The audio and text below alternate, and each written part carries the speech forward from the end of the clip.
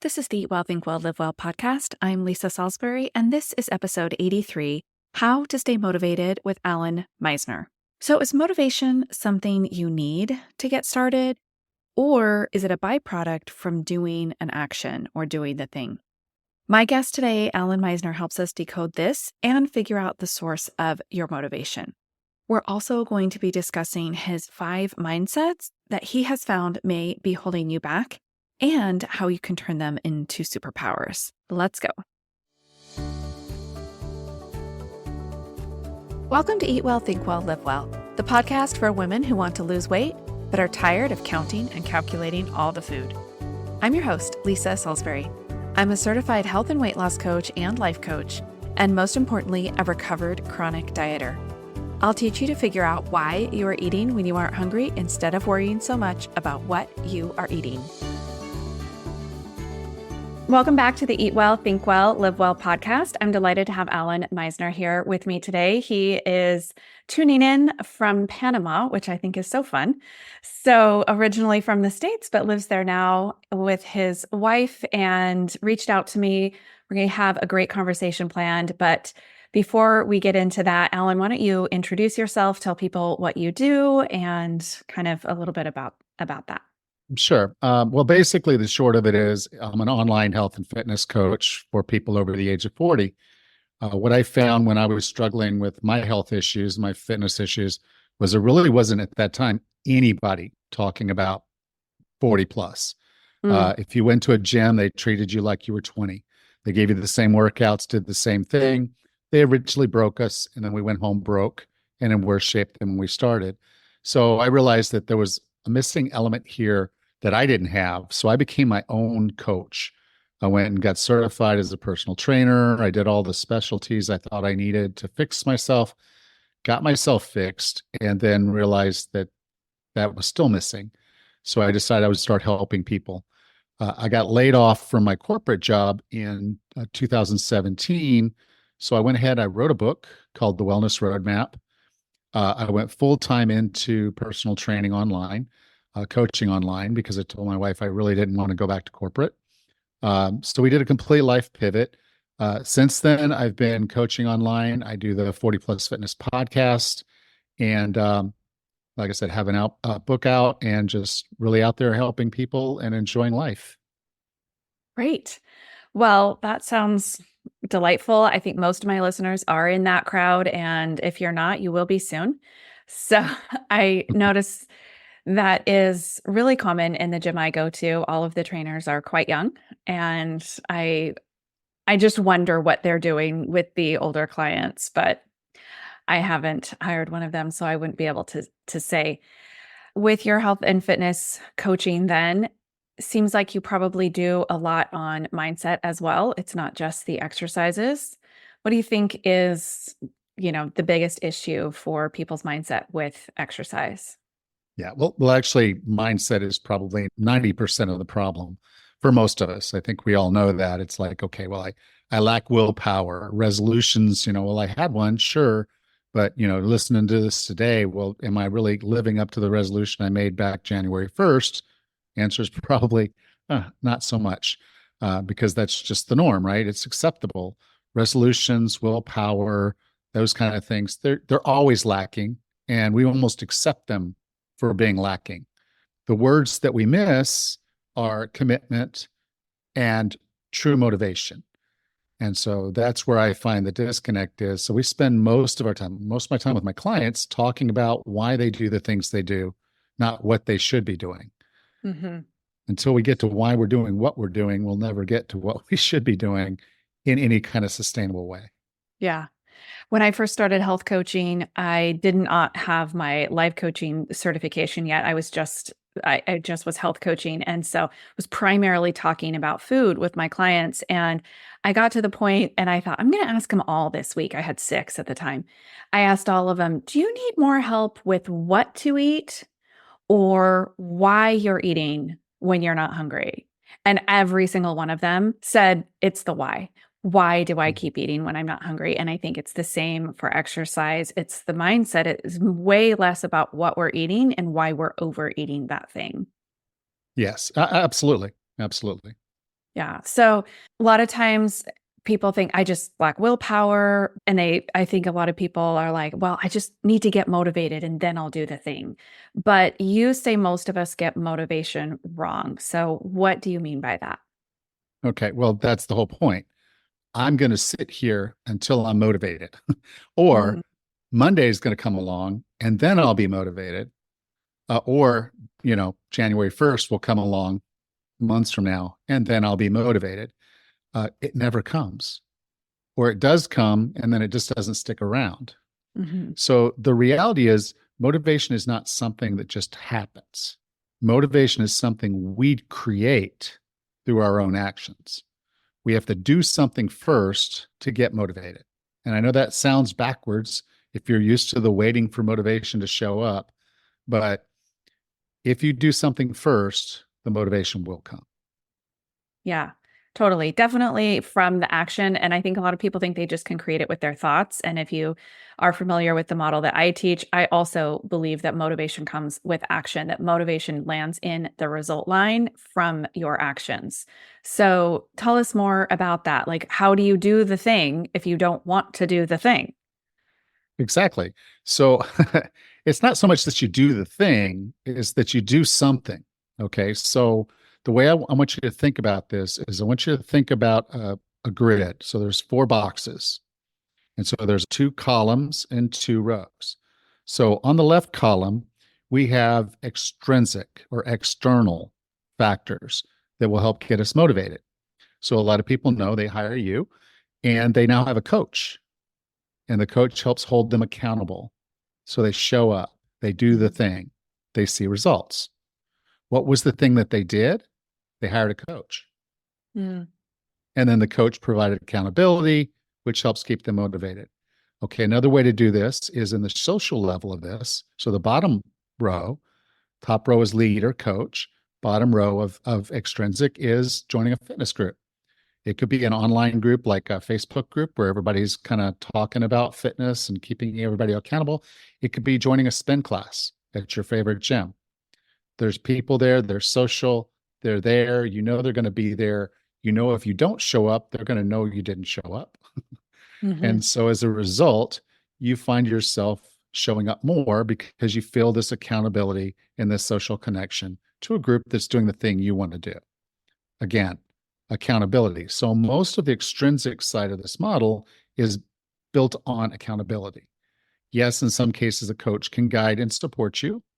And yes, in many cases, the classes or the groups are going to provide some level of support, but it's mostly about accountability. That's what we mostly do these things for. So that's Okay. the extrinsic. And that works. That works. It can work. But usually when people just do that, it's project based. So I work with the coach, I lose the weight, I quit the coach, I gain the weight. I work Mhm. with a group, I'm in the group, I quit the group because maybe I move away or something happens, I stop showing up, I gain back the weight. And so the changes you make a lot of times on the extrinsic side aren't permanent unless you do more. And that's where we move over to the intrinsic portion or the internal. And this is the harder part. So the other part was pretty Yeah. easy. Pick up, email one of us and hire us as a coach, and you've got that extrinsic accountability starting day one. Now, the intrinsic stuff is a little harder, a little bit more intricate, but it's permanent. When you do it right, it's permanent. Now, the first one is on the leader level. That's self management. So when you start becoming someone who self manages yourself, well, so say self twice, but you self manage, then you are the one that gets your gym back together the night before. You set your alarm to get up 30 minutes earlier. You do meal prep on a weekend because you know you're going to be busy in the week. And if you come home and you're tired, you don't want to cook, you're going to call out to Grubhub or Uber Mhm. Eats or whatever that's available in your area, or you're going to go out to a restaurant. You're not going to cook if you're tired. So, meal prep and things like that are the things that you're doing through self management, understanding yourself to do the right things. But you have to do those things. You have to pack the gym bag. You have to put it by the door so you trip over it going out. You have to do the meal prep and have it available. And you have to put it in the microwave and push the number, those things. So that's the self management, and it's intrinsic, and that's built on a model of self efficacy. Okay. which is much more powerful than accountability. Now, in the social area for self efficacy, for the internal intrinsic, is where we're going to talk about values and habits. So you'll hear someone that starts running. Now, when they first start running, they struggle. Maybe they join a run club to help keep them engaged. And then they get a little bit better. They do a few races and they're hit. The bug comes in. They're like they're hooked. So what do they start saying? I'm a runner. Yeah. I'm a It's the runner. definition. Yeah. Right. CrossFit does the same thing. Yeah. It becomes their identity. Yes. There you go. That's the word. Identity. So now this is part of their values. Okay. I'm a runner. It's my identity as a runner. So I socially identify as a runner, and therefore I'm going to run. What do runners do? Runners run. So in a model of self-efficacy, I have now, if I've pushed over to that portion from the extrinsic, I now have this intrinsic model of self-management and identity that will then drive me to do the right things within the realms of what I just learned as a behavior. Yeah. And so the best model, actually the best model, is to fill all four squares, all four quadrants of that map. So I was wondering if that was the case. Yes. Well, because here's the thing. We can get ourselves in shape, we can be a runner, we can do all those things, but then invariably life happens. So my co-host on the podcast, she's a runner. If you asked her, she identifies as a runner, she does ultras, she does marathons, she does stuff. However, she's going through an issue right now with her thyroid. We talk about this on the podcast, so I'm not sharing any personal medical information she doesn't want me to share. But so she's struggling with her thyroid. Well, what's not something you do when you're struggling with something like a thyroid? You don't overstress your body. Yeah. So here's a runner that really can't run. Okay. So that presents a little bit of a dilemma from a values perspective. She needs to shift her mindset a little bit and say, okay, I can't run. What can I do? Okay, that's the self-management. In some cases, she may need a coach. In some cases, she may need a social group. So maybe she's joining groups on Facebook that deal with thyroid issues so she can discuss her issues, particularly with other people who identified as exercisers, extensive, extreme exercisers, and how they dealt with it. And so you really need to have foots, basically foots, because there's four, but you have to have your feet in all four quadrants if you really want to have a solid model going forward. And your goals are going to change as you age. Things are going to change in life that are going to put you in different situations. And you may find I'm doing really, really well on my exercise, but I'm not doing so well on my nutrition. And so while I identify as a runner and I, can self-manage my exercise, and maybe I had a coach at one time, maybe I need a coach again in the future, and I have some social groups, you're pretty solid for the exercise, but then you realize nutrition is the next thing you need to tackle. And because you're not necessarily self-driven for nutrition, because a lot of runners are like, well, I can eat everything I want, right? Because I'm running, but now she's not running. So maybe a change to her nutrition is necessary. And if she's not able to do that on her own, we shift back over to the extrinsic, external. We hire a coach, we join some groups, we get that solid foundation of doing, and then we start self-management, and then we make values. And so the values then could be, I'm someone who eats whole food. I eat organic. I eat locally sourced foods because I know those are the most nutritious, best things for my body. And I'm paying attention. So I have a good map model in my head and in my body of what serves me. And I'm eating those things because that's what my self-management says. And that's how I identify. I eat healthy things. I love how you didn't say your examples weren't like, I eat paleo or I'm a Whole30er. Like, I love how you're like, there's ways to identify as a quote healthy eater that don't have anything to do with the popular fad diet models out there. I saw a reel on Instagram and she called out like, hey, protein girlies, blah, this is what we eat. And I thought that's a really fun, like, I'm a person who prioritizes protein. I don't need to count macros. I don't need to be paleo or carnivore. I just prioritize protein. I'm a protein girly. And I thought that was a really cute, like, identity, So there's Yeah. lots of ways you can identify in that way where you're self-identifying, because it's easy to say I'm a runner, I'm a CrossFitter, but it's a little bit harder to identify on the healthy eating side without identifying with one of those, so-called It diets. it can be, and the reality of is this. Okay, the food companies are not dumb. That's for sure. They're actually marketing savvy, and they know how to make food taste really, really good.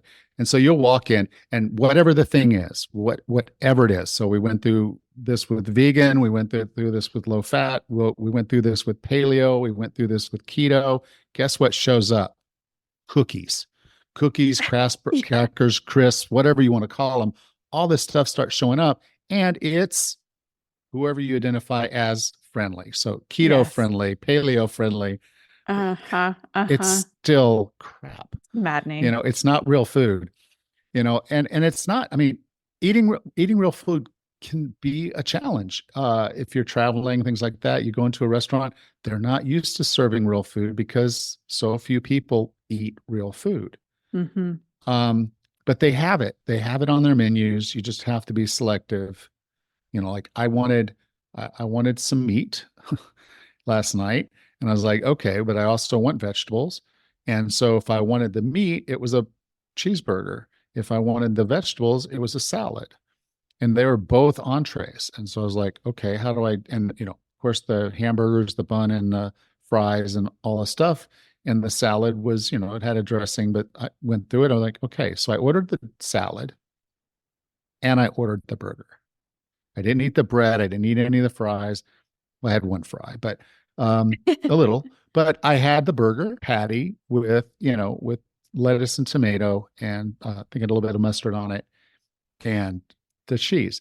And then I had the salad, which was a nice Cobb salad. It actually even had a little bit of grilled chicken on it. So hindsight 2020, I probably should have just ordered, I would have just ordered the Cobb salad. So there's a challenge there, but I'm focused on what is real food, which in my definition is anything I can recognize as an animal or plant or a Mm-hmm. byproduct of one of those. I Mm-hmm. don't eat a lot of cheese. I don't drink milk, but you know, as far as animal products and plant, that's on the menu all the time. Yeah. Yeah. I totally agree. I'm a big fan of every meal should have protein, fiber, and fat. And my favorite fibers usually are vegetables, but I do eat a lot of fruit as well. I don't know Yeah. if you eat fruit, but that's one of my favorites Well, ways to get I fiber I as live well. I live in Panama, so fruit. The really good fruit. So, when we're thinking about mindsets, then some mindsets can definitely hold us back, especially those ones where we're just like kind of sitting around waiting for motivation. But other mindsets can be our superpower. So, how do we turn a blockage into a power? Well, thank you for asking that. So I've worked with thousands of people over the 8 years I've been coaching. Some of them really, really closely, some a little loose. But what I found is there's actually five mindsets. Like I can Oh, put these into five different types. And I've gone through that process and said, okay, so when I meet a client now and I have a conversation with them and I start asking a few questions, within a few minutes, I know, okay, this is someone who really gets inspired when they have big goals. But if they don't have any goals in front of them, like they just reached a goal, sometimes they feel this letdown and they stop doing the thing. And so that person really needs a beginning point and end point. They always need that big goal that they're moving towards. Okay, I call them an atlas, which is the paper atlas, which they don't even sell anymore, I don't think. But because everybody's got GPS, but I call them an atlas, meaning someone who wants to mark and know that they're progressing so they see the endpoints.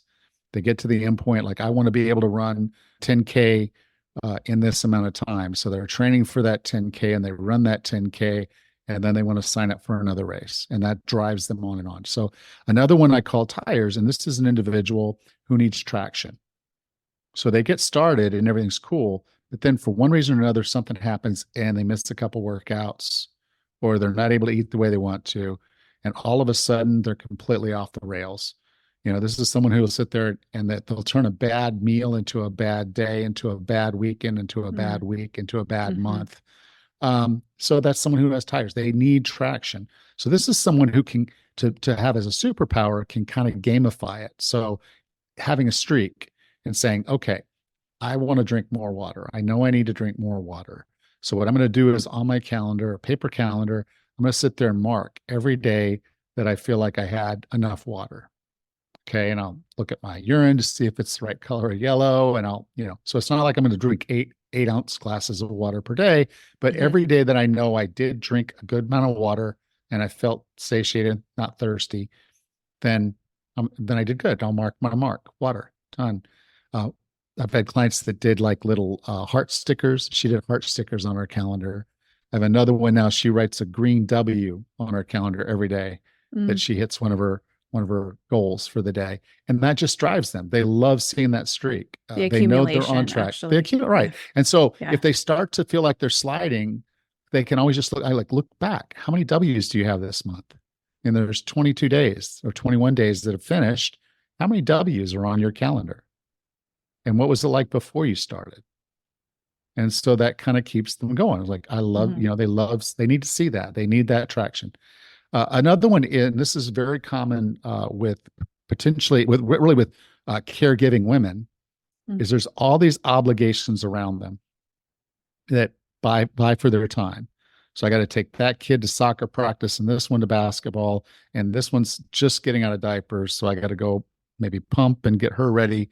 So she'll have food to eat when I'm not around doing this other stuff. Your clients in their older 40s are taking their parents to the doctor too. Exactly. So right. And that's the whole point. We're busy. We're taking care of everybody else, but we don't turn that to take care of ourselves. So I call those co-pilots, meaning I'm in the car with a whole bunch of other people. And I feel like I just have to sit in the front and manage all of this. And I'm not taking care of myself. So the superpower for that is you already have a built-in support system. Do you remember when we talked about motivation? I talked about that peer group and the group stuff, that external stuff.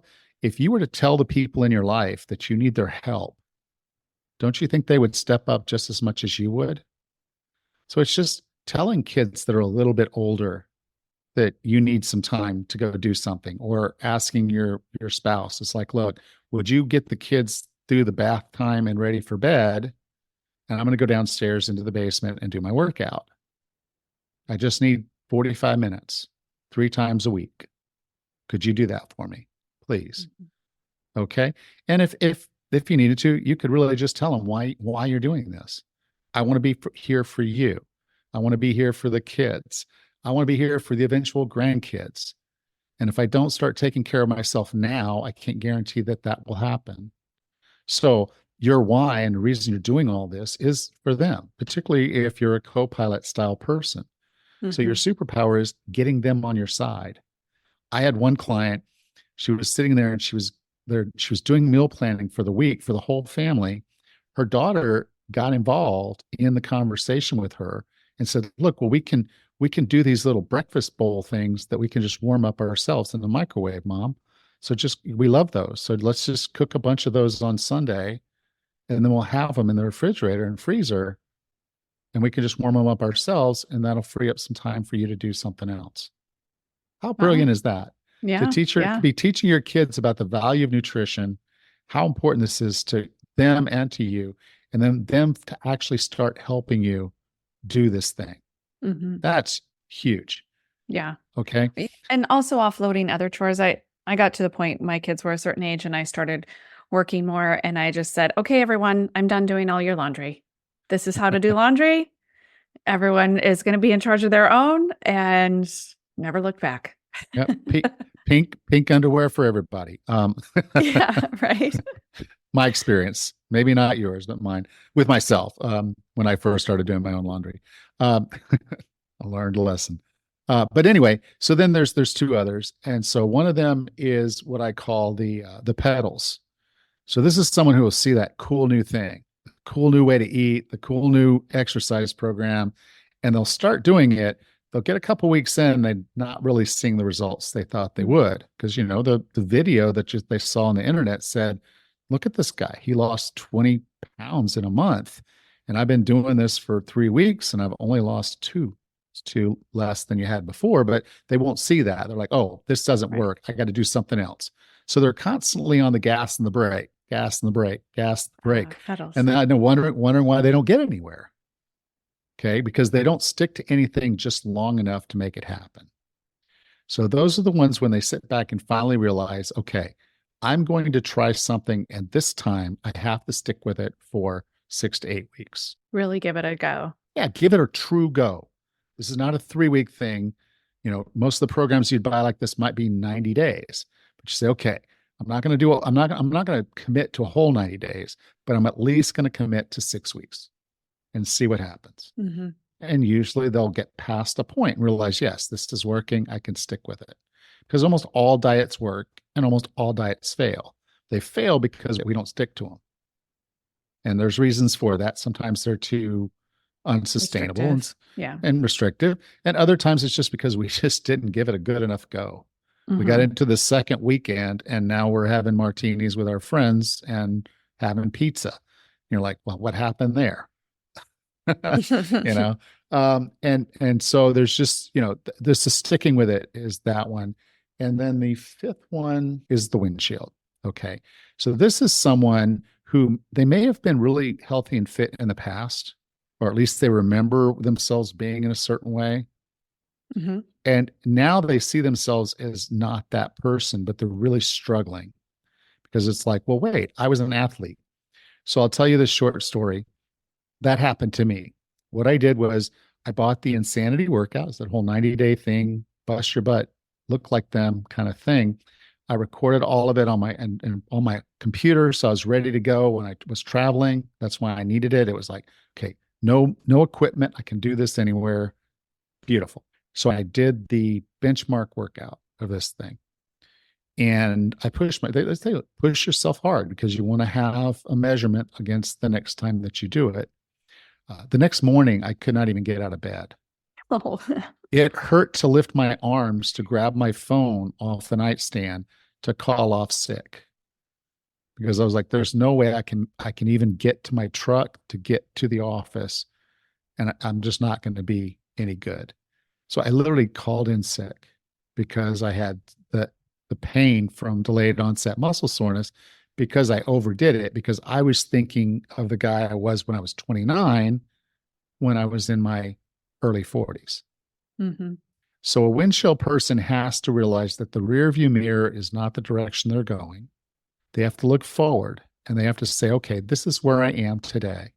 And all I want to do is progress forward. So I was messaging with the woman today. She emailed me and she's way overweight. She knows it. She's really struggling. She has Hashimoto's, a lot of other issues going on. She really struggles to stay on her feet, to do anything. And so she's working to try to change some things about her lifestyle. But she's like, I really cannot work out. I can't be on my feet too long. She said, I do try.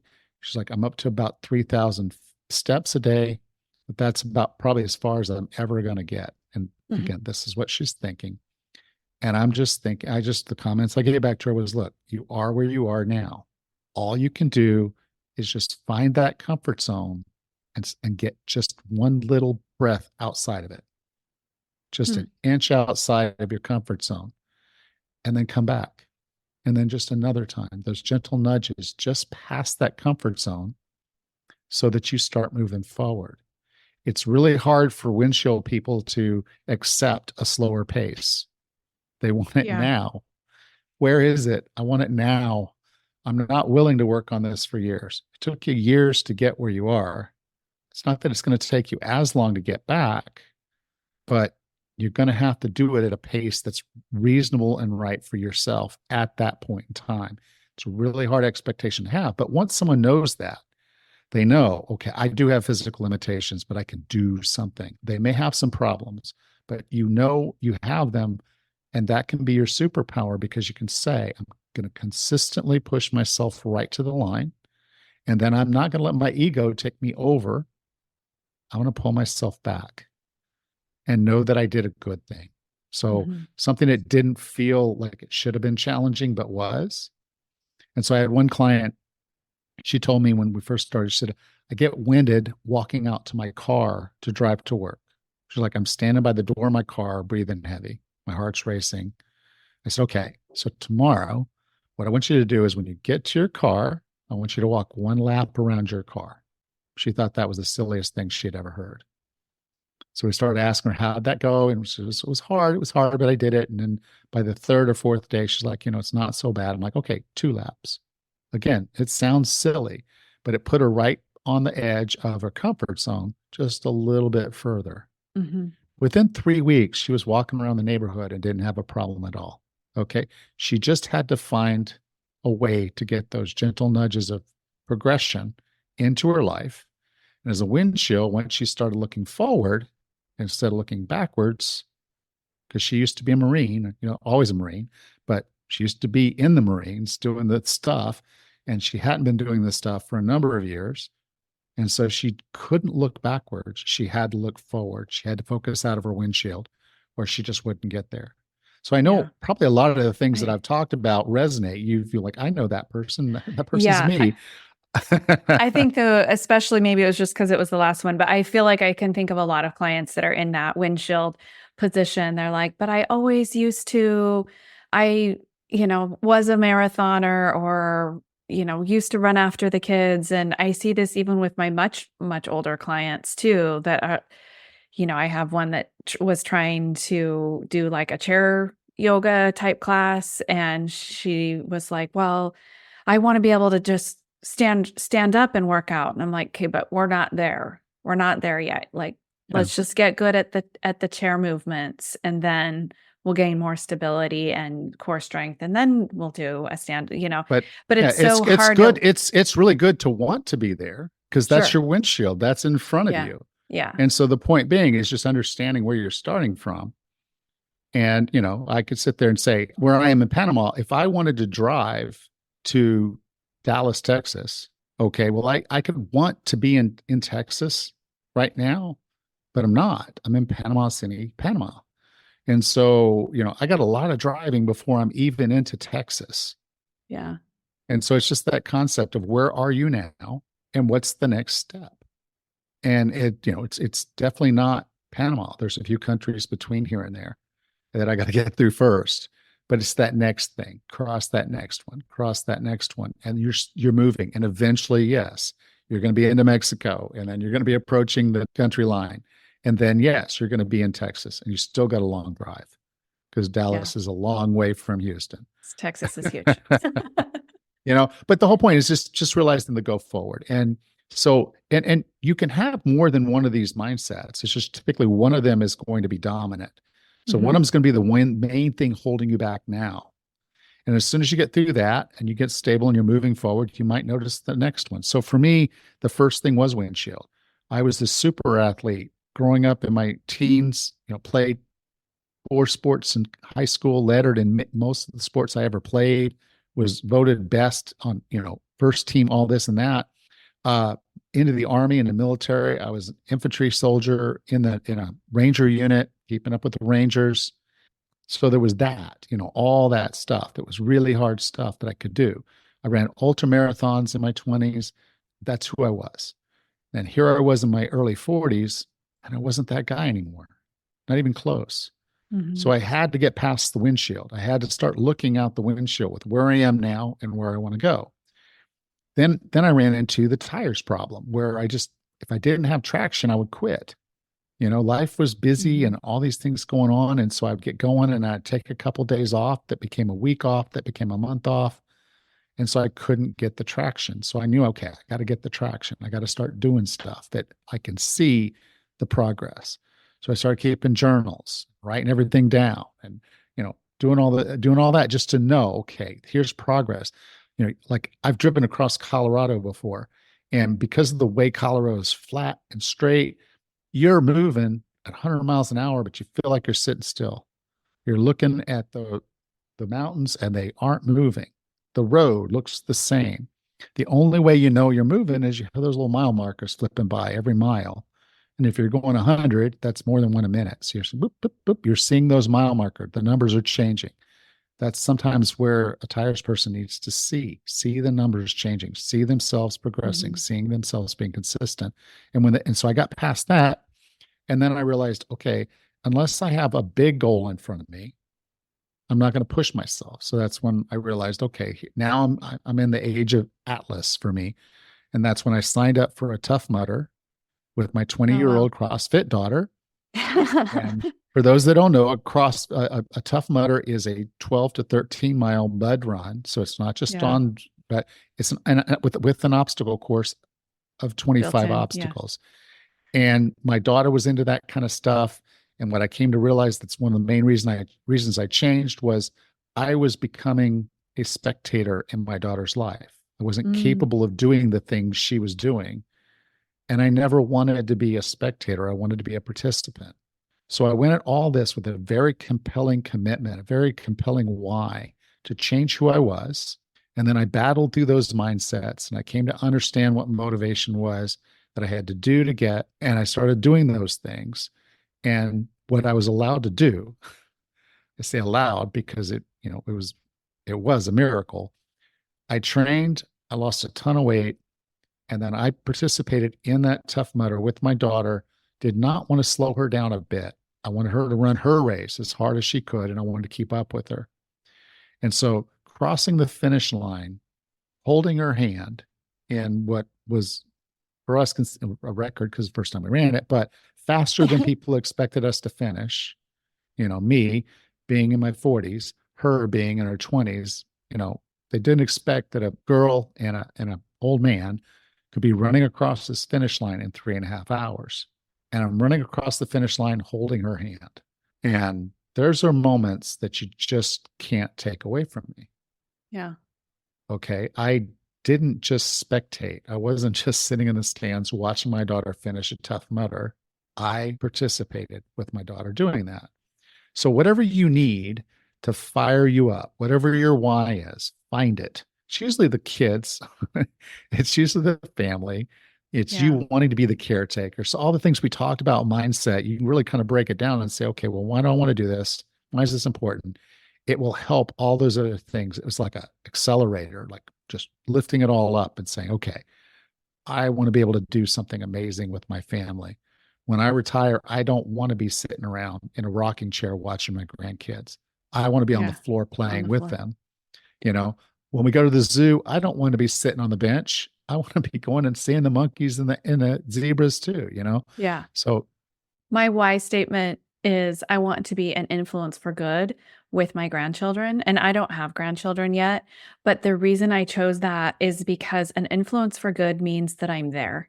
I'm there with them. It means I can grab my overnight bag, grab my suitcase, get on a plane by myself, go to where they are. And I think that's really critical because I know that they won't live close by me. Just I have 4 kids and none of them seem to want to live in California. That's okay. But I won't. So being an influence for good also means that I'm going to be mentally sharp enough that I will be able to use what they're using. It's not going to be Snapchat because that will be old news by the time by the time they're teenagers. But I want to be mentally there that I will be able to keep up with the technology in order to talk to them in whatever way they like to be talked to technology wise. And so it's like twofold for me, which I think exercise really does keep us young as well. And keeping our bodies fit and healthy keeps our minds also young and healthy. And so it's choosing a statement like that, choosing a why that really helps you remember it's not about the size of my thighs. That doesn't matter, neither here nor there. yeah, I used to be, very into taking before and after photos and before and after measurements and all of that. And I haven't taken a measurement in years. yeah. I just And put on my I refuse, jeans. yeah, and I refuse to do that with my clients. I don't tell them to make pictures. Say, if you think it's going to help you and make you feel better, That's then what I say then do too. it. Then do Yeah. it. But I'm not going to ask for it. I'm not going to post No. it. I think the only Same. testimonial post I have is from a friend, Dave, who lost nearly 100 pounds.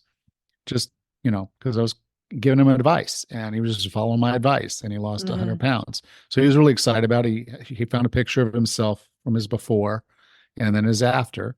And it's amazing what that little bit of effort did. But, you know, looking at size, looking at all this stuff, none of that matters. What matters is that you're there for the people you care about.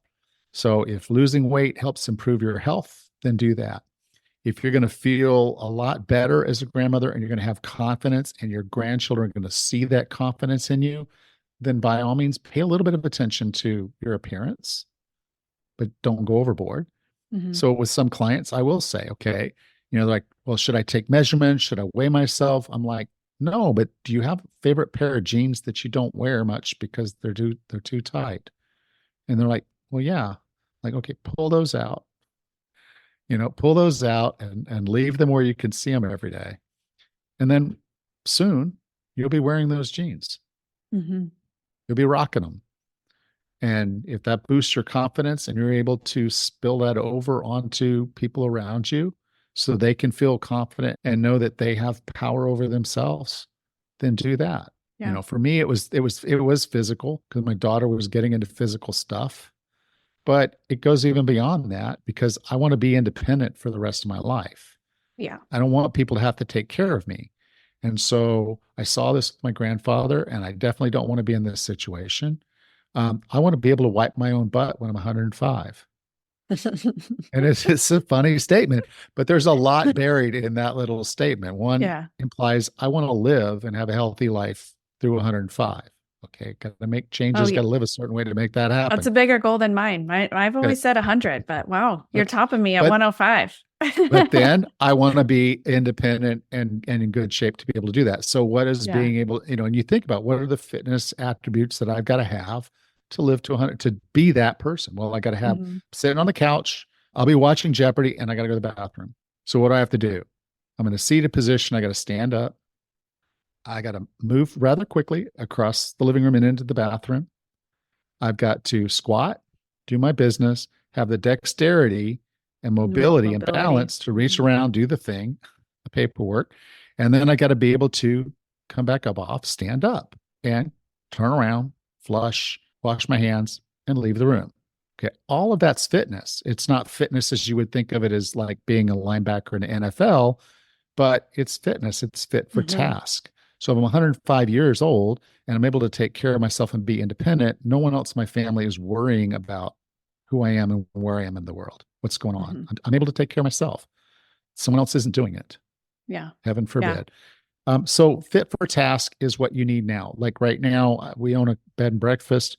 So we have these bottles of water that come in. We order these 5-gallon bottles of water, like the water cooler bottles. Oh, sure. Yeah. They weigh 44 pounds each. Okay. And so they arrive there on our front porch. Where we store them is about 40 feet away in the back of the house. And every once in a while, I have to take one up the stairs and then to the back of the house. So I have to be able to pick up these 40-pound bottles, go wherever I need to go, pick them up, put them into the thing, just manipulate them. That's not something maybe a lot of 58-year-olds could do easily without hurting themselves, but I do it. And I'm going to need to keep doing it as long as we're running this bed and breakfast. So my fit for task is being able to pick up 44 pounds, stand up with it, walk around, flip it, do whatever I got to do, set it where I've got to set it, and that. There are a lot of other things I do besides that, but that's kind of an idea of that's just daily life for who I am now and who I expect to be for at least the short run. And I train people in person occasionally. So that's moving bars and plates and equipment around the gym to accommodate what I got to do there. So there's always something physical about it could be as simple as opening a pickle jar. Okay. You get pickles, you buy pickles at the store. You want some pickles. It's time to eat some pickles. You can't open the pickle jar. You're there by yourself. Guess what you're not doing?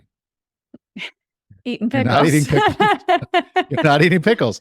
So someone else comes by that has better grip strength. They open the pickle jar for you, but you just lost independence. You're now dependent on someone else to open your pickle jars, or you buy some little gadget that'll help for at least some time, but you're not independent anymore. So it's those simple little things that go away. We lose our independence. We now become dependent on others and tools and gadgets and things. And so that's where you see it, and you see it. There's the rails here, and there's that and there, and the tubs you walk in and close the door and then run the water. Those are all signals that you're not physically where you need to be to live the life that you deserve to live. Yeah. Yep. And starting now, it's never too early. And it's also never too late to prepare for those years. So that's the beautiful thing about the human body. It's one of the most amazing things ever.